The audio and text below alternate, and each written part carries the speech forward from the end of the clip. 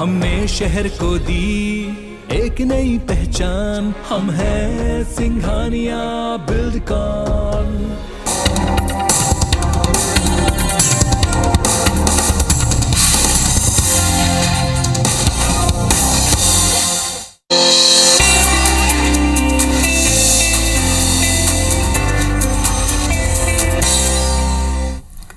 नमस्कार, सेहत से जुड़े हमारे खास कार्यक्रम हेल्थ गुरु में स्वागत है आप सभी का। मैं हूं आपके साथ ज्योति सिंह। जब शरीर के अंगों की जोड़ बढ़ती उम्र के साथ साथ पुराने होने लगते हैं या फिर घिसने लगते हैं या फिर कार्टिलेज में कुछ गड़बड़ी आ जाती है, ऐसे में जॉइंट में सूजन आ जाती है और हड्डियों की जोड़ आपस में रगड़ खाने लगते हैं, तो इस अवस्था को आर्थराइटिस कहा जाता है। आमतौर पर ऐसा घुटनों, उंगलियों और कमर की हड्डियों में देखने को मिलता है। हालांकि कभी कभी कलाई, कोहनी, कंधों और टखनों के जोड़ भी इससे प्रभावित हो जाते हैं। इन सभी जोड़ों को बदलने की प्रक्रिया को ही टोटल जॉइंट रिप्लेसमेंट सर्जरी कहा जाता है। इसी विषय पर आज हम करेंगे चर्चा।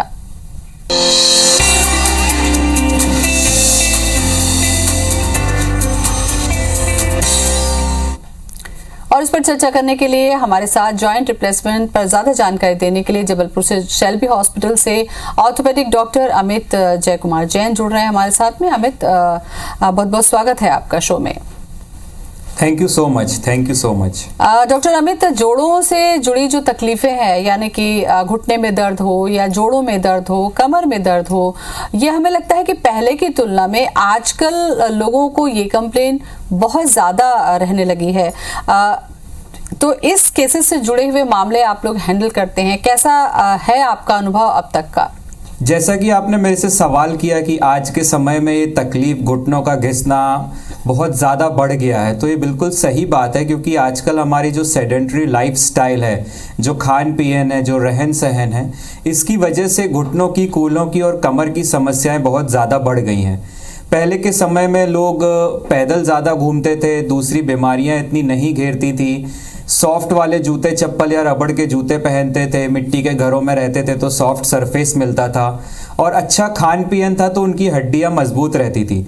आजकल के समय में जो खान पीन आप देख ही रहे हो कि लोग जंक फूड ज़्यादा प्रेफर करते हैं, हर दूसरे आदमी को या फीमेल को मोटापा होता है, बहुत ही जल्दी उम्र में 40-45 की उम्र में लोगों को बीपी, शुगर, थायराइड व अस्थमा का प्रॉब्लम हो जाता है, लोग वॉक नहीं करते हैं, रेगुलर एक्सरसाइज नहीं करते हैं।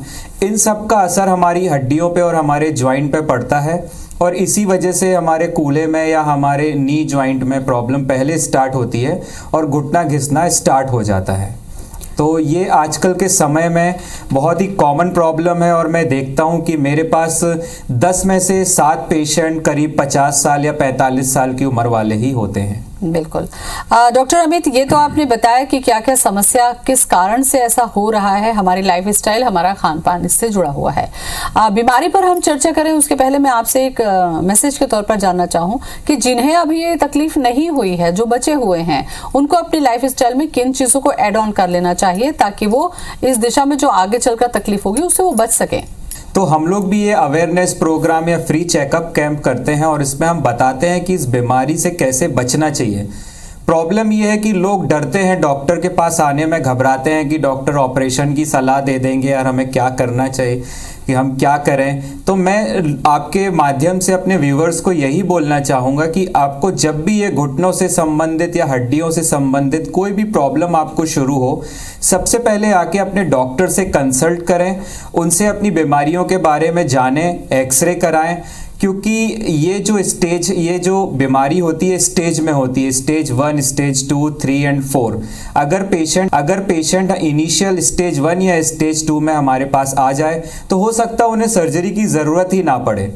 और मैं अपने दर्शकों से कहना चाहूँगा कि अगर आप 40 साल 45 साल की उम्र से ज़्यादा हैं तो आपको ये काम बिल्कुल नहीं करने चाहिए, जैसे कि ज़मीन पर बैठना बिल्कुल बंद कर देना चाहिए, इंडियन टॉयलेट नहीं यूज़ करना चाहिए, सॉफ्ट वाले जूते चप्पलों का उपयोग करना चाहिए, सीढ़ी का इस्तेमाल सबसे कम, जितना कम से कम हो सके उतना कम करें। बाकी जो आपको दूसरी बीमारियां हैं जैसे कि बीपी, शुगर, थायराइड, अस्थमा, इनको कंट्रोल में रखें, इनके लिए प्रॉपर दवाई लें, प्रॉपर डाइट प्लान कराएं और डाइट प्रॉपरली लें, और सबसे बड़ी बात अपना वजन ना बढ़ने दें। तो अपने शरीर के लिए, अपनी बॉडी के लिए आधे घंटे सुबह, आधे घंटे शाम को टाइम निकाल के वॉक करें। वॉक एक बहुत अच्छी एक्सरसाइज है जिससे आपका वजन भी नहीं बढ़ेगा, जॉइंट्स में लुब्रिकेशन भी बना रहेगा और आपकी हड्डियां भी मजबूत बनी रहेंगी। बिल्कुल। डॉक्टर साहब, अगर हम बाकी जगहों की बात कर दें, क्योंकि देखिए हड्डियों से जुड़ी जो तकलीफें हैं वो चाहे जबलपुर हो या भारत हो या बाहर भी हो, सभी जगह पर ये पेशेंट पहुंचते हैं। क्या डिफरेंस है शेल्बी हॉस्पिटल में ट्रीटमेंट में और वहां के उपचार में, किस तरीके की विविधता देखने को मिलती है? हमारा हॉस्पिटल के 11 ब्रांच है ऑल ओवर इंडिया में, और हमारी OPTs all over India including south Asia, south Africa में भी हमारी ओपीडीज है, और हमारे पास फॉरेन से भी बहुत पेशेंट आते हैं। तो हमारी टेक्निक और दूसरी टेक्निक में बहुत फ़र्क है। हम जिस टेक्निक से नी रिप्लेसमेंट करते हैं वो वर्ल्ड रिनाउंड टेक्निक है जिसका नाम है जीरो टेक्निक, और ये एक बहुत ही सक्सेसफुल टेक्निक है फॉर जॉइंट रिप्लेसमेंट सर्जरी। इस टेक्निक में ये होता है कि जो चीरा रहता है, बहुत कम से कम 10 से 12 टाँके का चीरा लगता है, कोई भी रिस्क नहीं होती है, इन्फेक्शन का खतरा ज़ीरो रहता है, अर्ली रिकवरी होती है। जो इम्प्लांट हम यूज़ करते हैं वो इम्पोर्टेड इम्प्लांट रहता है, इंडियन इम्प्लांट नहीं रहता है, और तो इसमें हड्डियों का काटना पीटना एक तरीके से बिल्कुल ही कम रहता है। हम जो निकालते हैं जो वो चूरा ही निकलता है, कुछ हड्डियां या जॉइंट हम नहीं निकालते हैं, और एक हम रीसरफेस करके, एक रीसरफेसिंग बोलते हैं, हम नया उनको इम्प्लांट डाल देते हैं। तो ये जो टेक्निक है इसको जीरो टेक्निक कहते हैं। हम इसमें मांसपेशियों को कोई नुकसान नहीं पहुंचाते हैं, कोई भी नसों में कोई नुकसान नहीं होता है।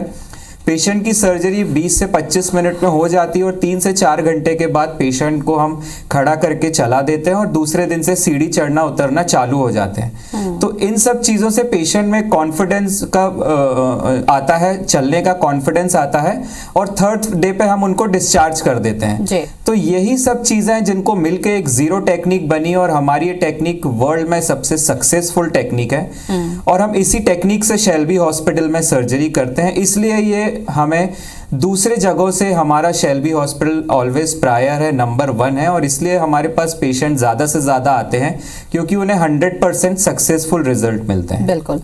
ये तो रेनॉल्ड जीरो टेक्निक के बारे में डॉक्टर साहब आपने बताया, ये तब की स्थिति है जब सर्जरी तक पेशेंट पहुंच जाता है। लेकिन अगर शुरुआती लक्षण की बात करते हैं, जब ये फर्स्ट, सेकंड, थर्ड, फोर्थ जैसा कि आपने बताया, उस समय पर क्या ऐसे लक्षण होते हैं जिसको देखने के बाद, महसूस करने के बाद एक मरीज को अलर्ट हो जाना चाहिए?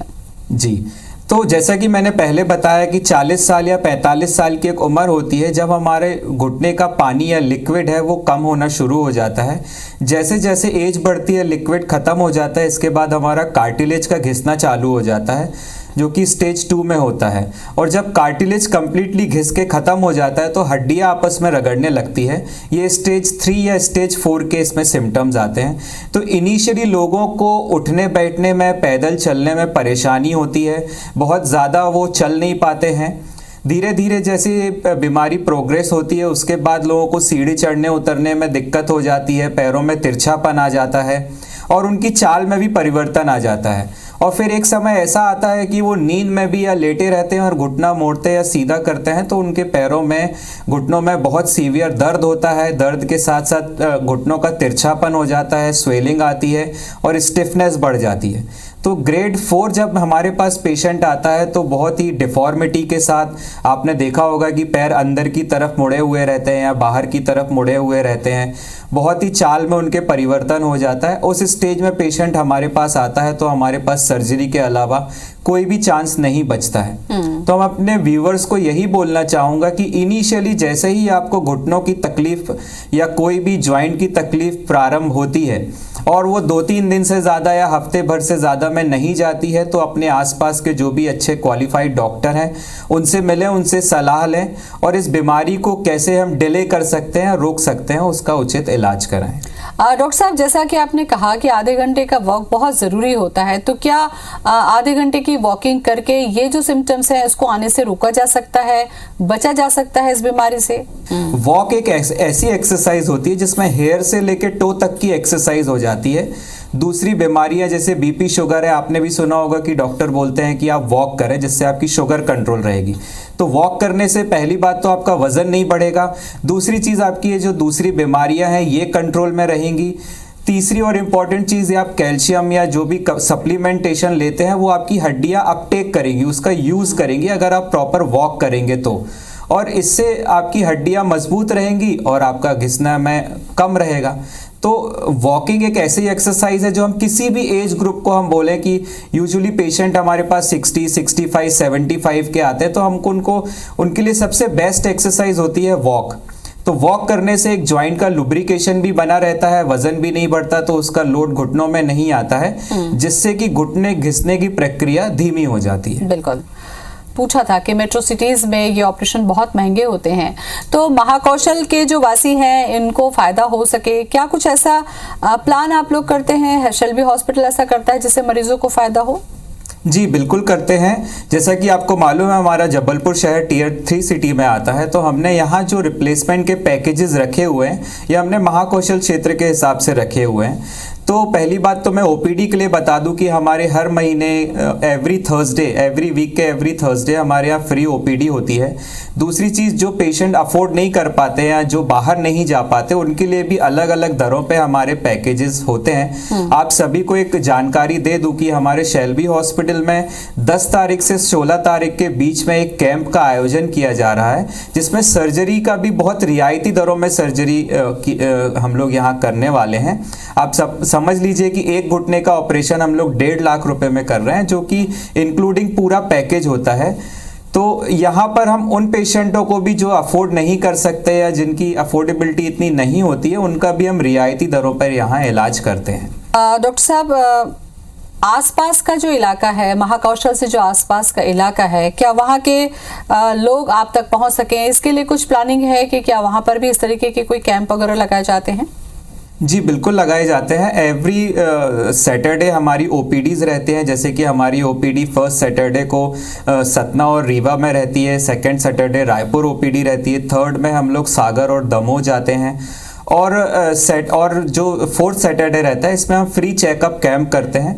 तो हम यहाँ से इलाहाबाद तक का एरिया कवर करते हैं और छत्तीसगढ़ एरिया भी कवर करते हैं, जहाँ से हम लोग ओपीडी में पेशेंट का सिलेक्शन करते हैं और जिन्हें सर्जरी की ज़रूरत है उनको हम बताते हैं और वो पेशेंट यहाँ आके अपना सर्जरी करा के 3 से 4 दिन में छुट्टी लेके वापस चले जाते हैं। तो हमारी ओपीडी सुविधाएं महाकौशल में, बनारस में, इलाहाबाद में और रायपुर छत्तीसगढ़ में भी अवेलेबल हैं। बिल्कुल। डॉक्टर साहब, चूंकि सर्जरी पर हम चर्चा कर रहे हैं, सर्जरी के बाद में कई बार ये देखा गया है कि एक घुटना नहीं, किसी का डिले करने की वजह से दोनों ही घुटनों में सर्जरी की जरूरत होती है। ऐसे में सर्जरी करने के बाद क्या व्यक्ति सामान्य तरीके से अपनी दिनचर्या कर सकता है? जी बिल्कुल कर सकता है। यूजुअली इनिशियली जो एजिंग प्रोसेस है, जो हड्डियों का घिसना है, वो एक ही घुटने से शुरू होता है, तो लोग दूसरे घुटने पे ज़्यादा लोड देके चलने लगते हैं। अगर इनिशियल आपको प्रॉब्लम है, आप अपने डॉक्टर को आके दिखाएं और उसका उचित सलाह लें। बट लोग करते नहीं हैं और दूसरे पे लोड देके चलने लगते हैं, तो फिर दोनों घुटने खराब हो जाते हैं। उस समय हमें दोनों घुटने की ही सर्जरी करनी पड़ती है। जैसे कि मैंने पहले बताया कि हम 3 से 4 घंटे में पेशेंट को खड़ा करके चला देते हैं, दूसरे दिन सीढ़ी चढ़ना उतरना, और 3-4 दिन पेशेंट को यहाँ रख के सब कुछ करा के उनको घर भेज देते हैं। एक बार जब स्टिचेस खुल जाते हैं, जो कि 15 दिन में होता है, उसके बाद पेशेंट घर के बाहर घूमना फिरना सब चालू कर देता है। 21 डेज में हम उनको 2 व्हीलर अलाउ कर देते हैं और 1 मंथ में वो 4 व्हीलर भी चला सकते हैं। तो मिनिमम 1 महीना लगता है पेशेंट को बिल्कुल कंप्लीटली ठीक होने में। 1 महीने के बाद पेशेंट अपनी बिल्कुल रूटीन लाइफ में आ जाता है, कितना भी पैदल चल सकता है, कितनी बार भी सीढ़ी चढ़ उतर लेता है और अपनी सब डे टू डे एक्टिविटी करने लगता है। उनकी तकलीफ चली जाती है, घुटनों का जो तिरछापन है वो भी हम सर्जरी से सीधा कर देते हैं और उनकी दर्द तकलीफ बिल्कुल चली जाती है।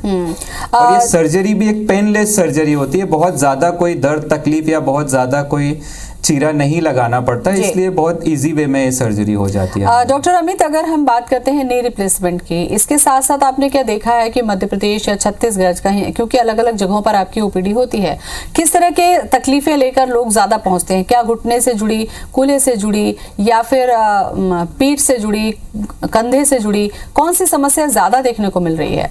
देखिए, सबसे ज़्यादा जो समस्या देखने मिलती है वो नी पेन की ही मिलती है, बट लोग इसे डिले कर देते हैं। घुटने के दर्द को लोग इजी वे में नहीं लेते या सोचते हैं कि चलो दर्द चला जाएगा, सेक कर लेते हैं, तेल लगा लेते हैं या कुछ एक्सरसाइज करने लगते हैं। बट ये नी जॉइंट का पेन आपके हिप को भी अफेक्ट करता है, फिर धीरे धीरे आपकी कमर में भी इसका इफेक्ट आने लगता है। आपकी चाल बदल जाती है, घुटने खराब हो जाते हैं तो आपकी चाल बदल जाती है, जिसकी वजह से भी कमर पे लोड आने लगता है और धीरे धीरे फिर आपके लोअर बैक में ये प्रॉब्लम स्टार्ट हो जाती है। जैसे हमारे पास बहुत सारे पेशेंट आते हैं जिनको नी पेन रहता है और वो इस चीज़ को डिले करते हैं तो 2-3 साल में उनकी कमर में भी प्रॉब्लम आ जाती है, फिर उन्हें कमर की सर्जरी की भी आवश्यकता पड़ती है। तो मैं अपने व्यूवर्स को यही बोलना, एक बार फिर से यही बोलना चाहूँगा कि अगर आपको जॉइंट से रिलेटेड समस्या है और आपको चलने फिरने में, उठने बैठने में, सोने में तकलीफ हो रही है तो एक बार अपने डॉक्टर से आके मिलें और उचित सलाह लें और उसको मानें, ताकि जो स्टेज में आपकी बीमारी है हम उसको इसी स्टेज में रोक सकें। बिल्कुल। डॉक्टर साहब, कैल्शियम की भूमिका कितनी महत्वपूर्ण होती है शरीर के लिए? क्या कैल्शियम की कमी की वजह से भी इस तरीके की डिफिशियंसी होती है? कैल्शियम से ही हमारी हड्डियां भी बनी होती है और मांसपेशियों को फैलने सिकुड़ने के लिए भी कैल्शियम की ज़रूरत होती है। तो मैं अपने व्यूवर्स से बोलना चाहूँगा कि ऐसा नहीं है कि बच्चों को ही दूध पीना चाहिए, हमें भी दूध या डेयरी प्रोडक्ट का यूज़ अपनी डे टू डे लाइफ में करना चाहिए। दूध, दही, पनीर, छाछ, इन सब का सेवन करें, इसमें सबसे ज़्यादा कैल्शियम होता है। अगर हो सके तो 6:30, 7 o'clock, 7:30 जो अर्ली मॉर्निंग सनरेज रहते हैं उसमें 15 से 20 मिनट बैठें। उसमें सबसे ज़्यादा विटामिन D3 होता है जो कि कैल्शियम बनाने में बहुत सहायक है। ऑब्वियस सी बात है, अगर आपकी हड्डियों में कैल्शियम नहीं रहेगा तो आपकी हड्डियां वीक हो जाएंगी। जैसा कि आपने देखा होगा, आपने टर्मिनोलॉजी सुनी होगी, ऑस्टियोपोरोसिस। ऑस्टियोपोरोसिस यूजुअली फीमेल्स में होता है और मेनोपॉज में ज़्यादा होता है, जिसमें हड्डियां कमज़ोर हो जाती हैं। और अगर कमज़ोर हड्डियों पे आपका वेट रहेगा तो अल्टीमेटली इसका इफेक्ट आपके बैक में, कूल्हे में और घुटने में पड़ेगा और जिसकी वजह से इसमें घिसावट चालू हो जाएगी। तो कैल्शियम एक बहुत अहम रोल अदा करता है हमारी बॉडी में, हमारी डे टू डे एक्टिविटी में।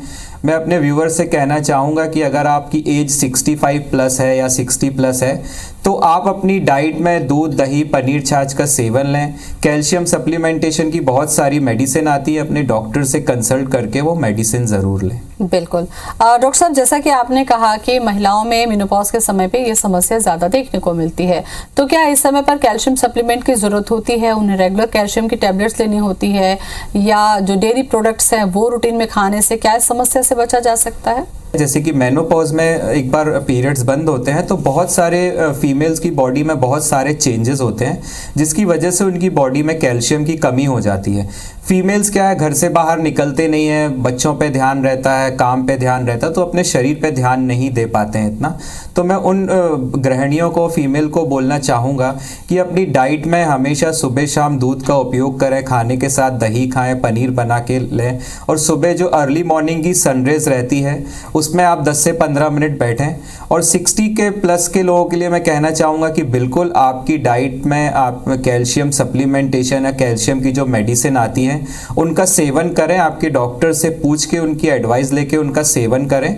और जो विटामिन D3 की जो मेडिसिन जो लोग खाते हैं, मैं उनके लिए भी बहुत महत्वपूर्ण चीज़ बोलने वाला हूँ कि विटामिन D3 की जो टैबलेट्स रहती है, जो वीकली खानी रहती है, ये मैं आप लोगों को बताना चाहूँगा कि वो खाली पेट लें, खाने के बाद ना लें और उसको लेने के बाद 15 से 20 मिनट वॉक करें, बैठे ना, तभी उसका सही उपयोग होगा और वो आपकी बॉडी में डिपॉजिट होगा।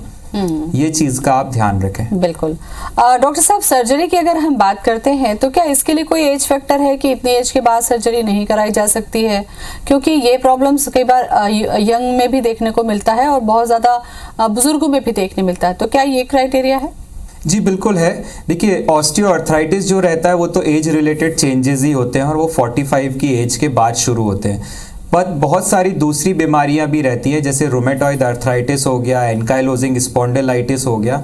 इन सब बीमारियों में अर्ली एज में भी 20-22 साल की उम्र में भी लोगों के घुटने खराब हो जाते हैं और फिर अगर उनका भी घुटने का समस्या बहुत ज़्यादा बढ़ जाती है, स्टिफ हो जाते हैं, घुटने मुड़ते नहीं हैं, तिरछे हो जाते हैं, तो हमें उस एज में भी उनका जॉइंट रिप्लेसमेंट करना पड़ता है। यूजुअली जो ऑस्टियोआर्थराइटिस है ये तो 50 के बाद ही चालू होता है, और जो हमारे पास जो पेशेंट आते हैं ऑस्टियोआर्थराइटिस को लेके, उनकी एज बिटवीन 60 to 75 की एज में ही होता है। ऐसा बिल्कुल नहीं है कि ये सर्जरी हम यंग एज में नहीं कर सकते हैं।